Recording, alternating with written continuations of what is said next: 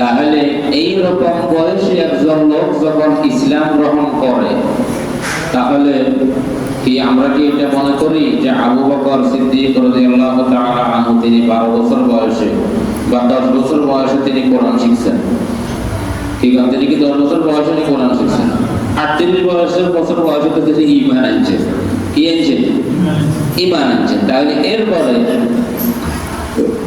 তিনি কোরআনটা শিখলেন কবে?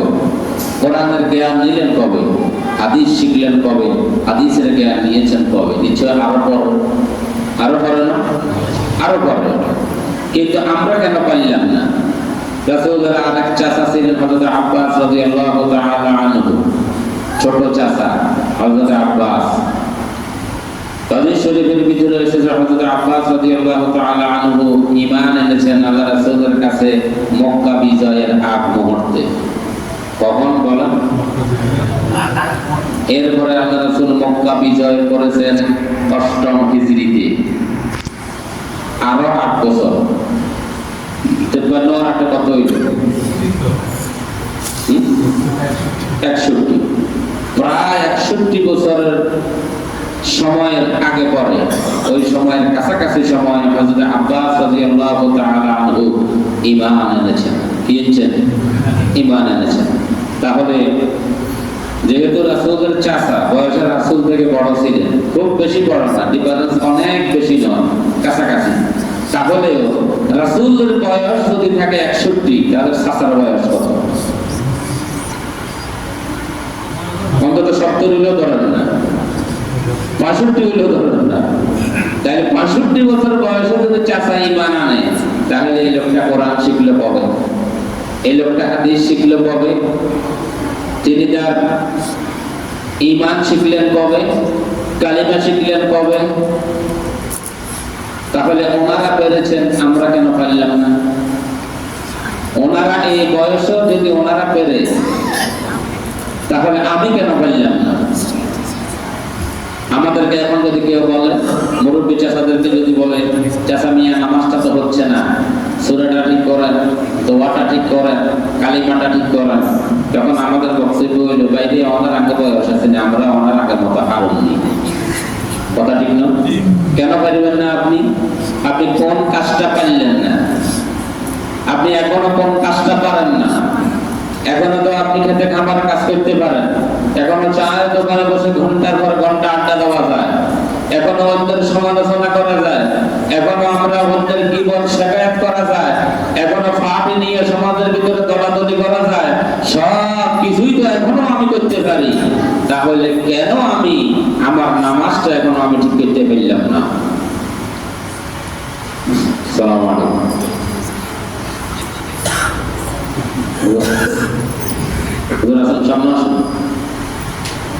সামনে চলে আসুন।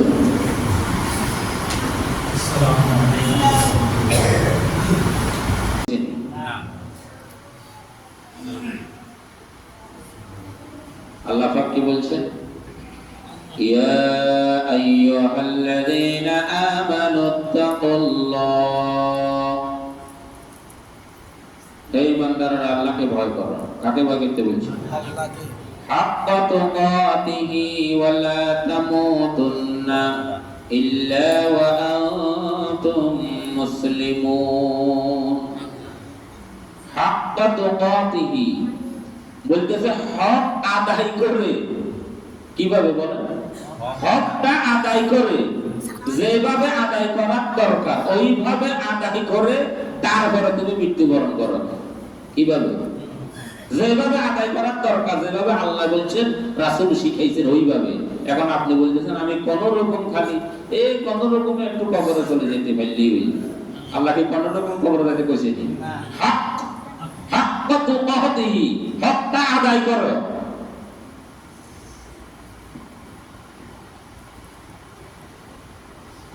হাক্কা তুকাতিহি ওয়া লা তামুতুন্না ইল্লা ওয়া আনতুম মুসলিমুন।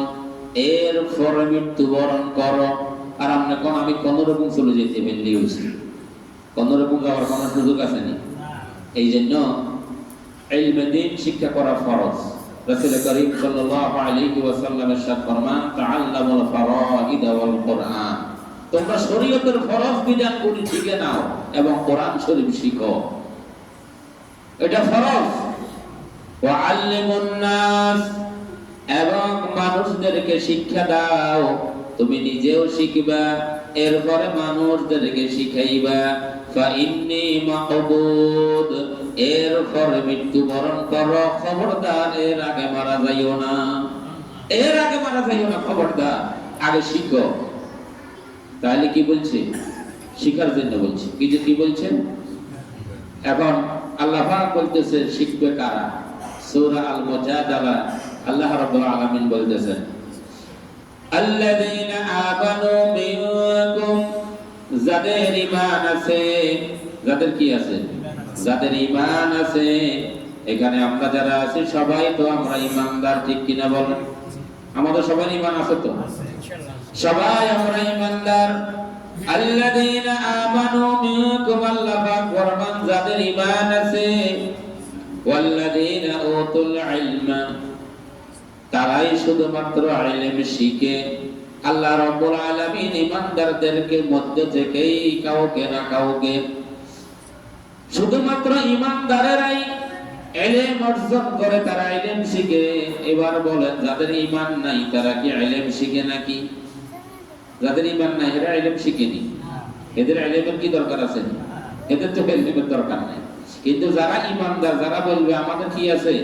ঈমান আছে, আল্লাহ পাক বলতেছে ওয়াল্লাযীনা উতুল ইলমা, তারাই ইলম শিখবে। দারাজাত, আর যারা ইলম শিখলো আল্লাহ পাক ফরমান তাদের ইজ্জতকে আমি আল্লাহ দুনিয়া এবং আখিরাতে শুধুমাত্র বাড়াইতেই থাকি। সুবহানাল্লাহ। যারা ইলম শিখে ওনাদের সম্মান দুনিয়াতে এবং আখিরাতে আছে না নাই? কি কোন আছে না নাই? কি সম্মান, কি সম্মান!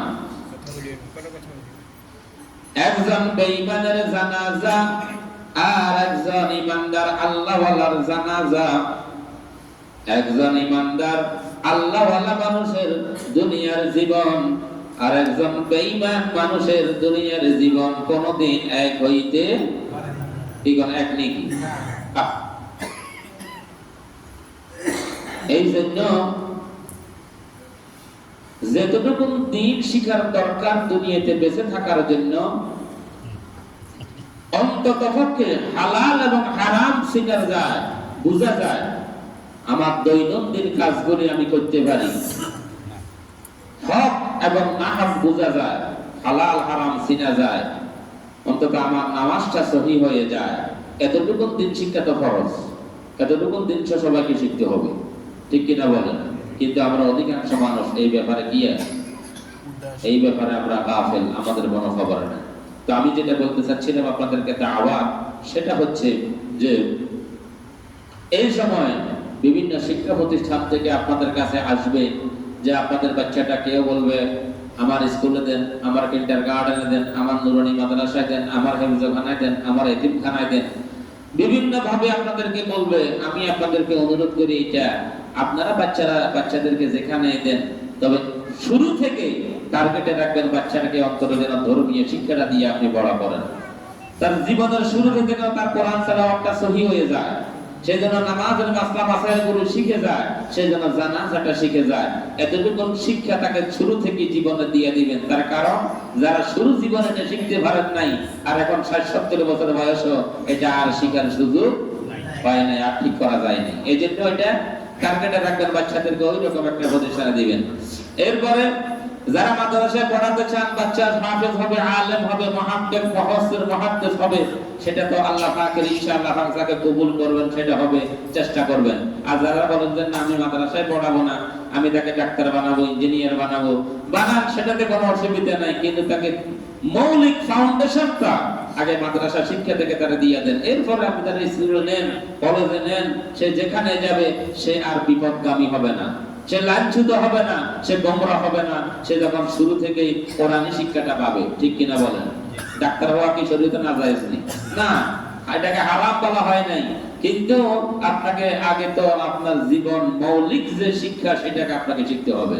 এরপরে আপনারা যখন প্রতিষ্ঠানগুলো নির্বাচন করবেন সেই ক্ষেত্রে দৃষ্টি রাখবেন কোন প্রতিষ্ঠানে বাচ্চাটাকে দিলে সেখানে কোরআনী শিক্ষাটা অন্তত কোরআন শরীফ শিক্ষাটা অন্তত সহি করে সহি হয়।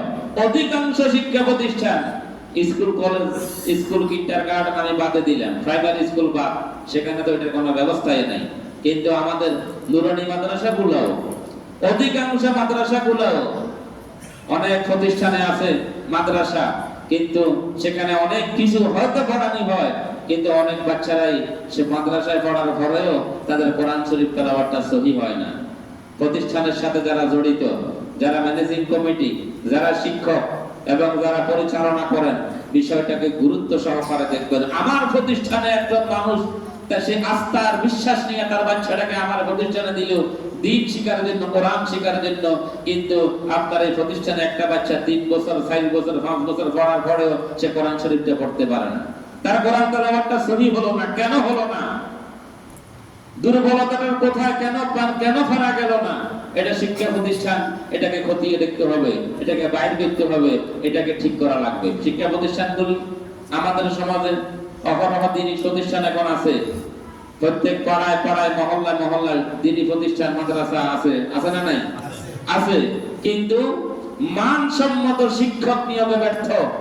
প্রতিষ্ঠানগুলি মানসম্মত শিক্ষক নিয়োগ দেয় না, শিক্ষক রাখে না মাদ্রাসাতে। এরপরে শিক্ষক টোকায় সস্তা দামের শিক্ষক রাখে, একটা মাসে আপনার প্রতিষ্ঠানে শ্রম দিকে তার বেতন 3000, তার বেতন 4000, তার বেতন 5000, আর 3-4000 5000 টাকা দিয়ে একটা মানুষের সংসার কি বর্তমান সমাজে চলে? কি কোন চলে? যেই বাজারে 1 কেজি তরকারি কিনতে গেলে এখন 100 টাকা দিতে হয়, সেই বাজারে আপনি যদি 3000-4000 টাকা দিয়ে একজন শিক্ষক রাখেন, তার সংসারটা কিভাবে চলে? তাহলে যিনি 3000 টাকা শিক্ষকতা করার জন্য আসছেন, আপনাকে বুঝতে হবে ওনার যোগ্যতা কতটুকু।